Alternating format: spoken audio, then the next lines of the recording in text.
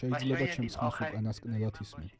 მეჰრაბ აბდულაჰზადემ 27 წლის ირანელმა ქურთმა ეს შეტყობინება ურმიის ციხიდან სიკვდილით დასჯამდე გააგზავნა.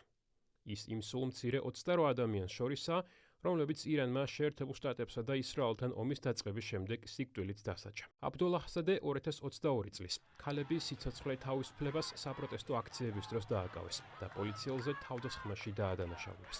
დაპატიმრების პირველივე დღიდან წამებითა და მუქარით მაიძულებდნენ აღიარებითი ჩვენების მიცემას. ირანის სახელმწიფო მედიამ 3 მაისს განაცხადა, რომ აბდულაჰზადე ციხეში წლების გატარების შემდეგ ჩამოახრჩვეს.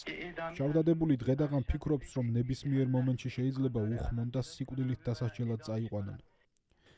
ირანის ხელისუფლება ამჟამად თითქმის ყოველდღიურად სჯის ადამიანებს სიკვდილით.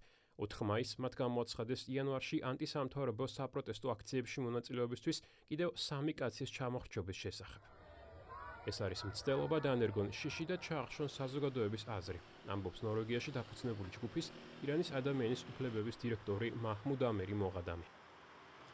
შიშობ რომ შესაძლოა მომდევნო დღეებში, კვირებსა და თვეებში ასობით ადამიანი დასაჯონ სიკვდილი ამავე გზით, რადგან ეს სიკვდილით დასჯა პირდაპირ კავშირშია ისლამური რესპუბლიკის არსებულ კრიზისთან.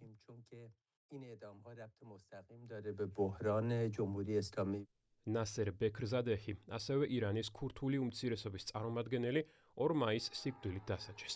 ის ასევე დააკავეს იანვრის ანტისამთავრობო საპროტესტო აქციების დროს და სიკვდილით დასაჯეს ისრაელისთვის ინფორმაციის მიწოდების გამო. ის ბრალდებას უარყოფდა. მან ჩამოხრჩობამდე ციხიდან ილაპარაკა. ამ სასიკვდილო განაჩენმა გამანადგურა, დამანგრია. ყოველ წამს ჩემს სიკვდილს ვხედავ. დღეს ჩემი ჯერია, ხვალ სხვისი იქნება. გთხოვთ იყოთ ჩემი უხმოობის ხმა. მიაწვდინოთ ჩემი ხმა ადამიანის უფლებათა დამცველ ორგანიზაციებს და მთელ მსოფლიოს.